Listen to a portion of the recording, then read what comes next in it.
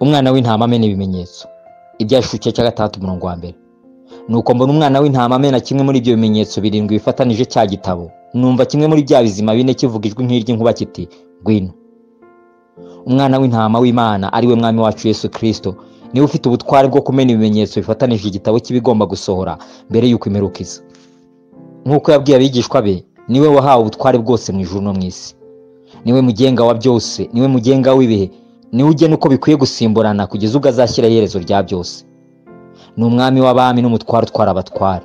Nta bubasha, nta butware, nta mbaraga, nta n'ubwenge buri hejuru y'ubwe, kandi byose biramwumvira yategetse. Ubwo yabwiraga abigishwa ibimenyetso byo kuza kwe n'iby'imperuka, yavugaga ibyo azagena ko biba mu butware bwe nk'umugenga w'ibihe. Ibyo yababwiye bizabaho muri Matayo igice cya 24 umurongo wa 4 kugera kwa 29. Ni nabyo Yohana yabonye biba mu gihe yamenaga ibimenyetso bifatanije igitabo cyari mu kuboko kw'iburyo kw'Imana. Nuko mbona umwana w'intama amena kimwe muri ibyo bimenyetso birindwi bifatanije cya gitabo. Numva kimwe muri bya bizima bine kivuga ijwi nk'iry'inkuba kiti, ngwino. Ngiye kubona mbona ifarashi y'umweru, kandi uyicayeho yari afite umuheto ahabwa ikamba, nuko agenda anesha kandi ngo ahora anesha. Nuko mbona amena ikimenyetso cya gatandatu, habaho igishyitsi cyinshi, izuba ririrabura nk'ikigunira kiboheshejwe ubwoya, ukwezi kose guhinduka nk'amaraso, inyenyeri zo mu ijuru zigwa hasi, nk'uko umutini unyeganyijwe n'umuyaga mwinshi uragarika imbuto zawo zidahishije. Ijuru rikurwaho nk'uko bazinga igitabo cy'umuzingo, imisozi yose n'ibirwa byose bikurwa ahantu habyo.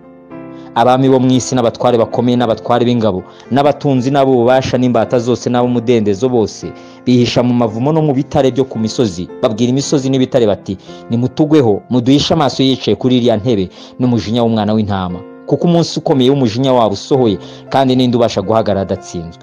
Ibyashukiye cya gatatu umurongo wa mbere n'uwa kabiri n'umurongo wa 12 kugera kwa 17.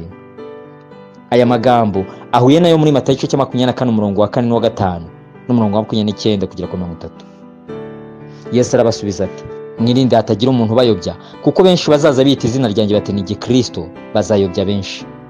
Ariko hanyuma y'umubabaro wo muri iyo minsi, uwo mwanya izuba rizijima, n'ukwezi ntikuzava umwezi wako, n'inyenyeri zizagwa ziva mu ijuru, n'imbaraga zo mu ijuru zizanyeganyega.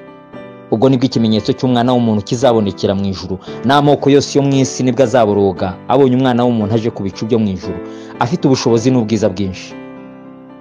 Ifarashi y'umweru Yohana yabonye ubwo ikimenyetso cya mbere cyamenywaga, ntabwo ishushanya Kristo nk'uko hari ababyibeshyaho, ahubwo ishushanya uwishyira mu mwanya wa Kristo, nk'uko Yesu yavuze ngo, kuko benshi bazaza bita izina ryanjye bati ni Kristo, bazayobya benshi. Matayo 24 umurongo wa 5.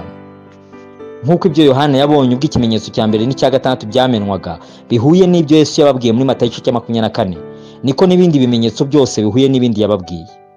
Inzara, intambara ndetse n'akarengane byose bigaragara muri ibyo bice byombi byanditswe byera bivuga ku minsi ya nyuma. Muri ibyo byose ariko igikomeye nuko Yesu ari hejuru ya byose. Niwe ufite ubutware bwo kumena ibimenyetso, kandi niwe uzasohoza ibyo byose byanditswe.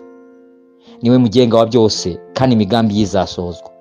Hahirwa bamwiringira, kuko ibyo abantu biringira bindi bizaba ubusa, ariko umwiringira ntazakorwa n'isoni.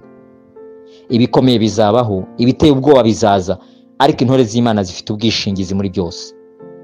Byukura bagirane kuko umucyo wawe uje, kandi ubwiza bw'Uwiteka bukaba bukurasiye. Dore umwijima uzatwikira isi, umwijima w'icuraburindi uzatwikira amahanga, ariko Uwiteka azakurasira, kandi ubwiza bwe buzakugaragaraho. Yesaya igice cya 60 umurongo wa 1 n'uwa 2. Dusenge. Mwami Yesu, ndagushima ko ari wowe uri hejuru ya byose, kandi ko abakwiringira batazakorwa n'isoni. Komeza itorero ryawe muri iyi minsi ya nyuma, mu izina ryawe Yesu. Amen.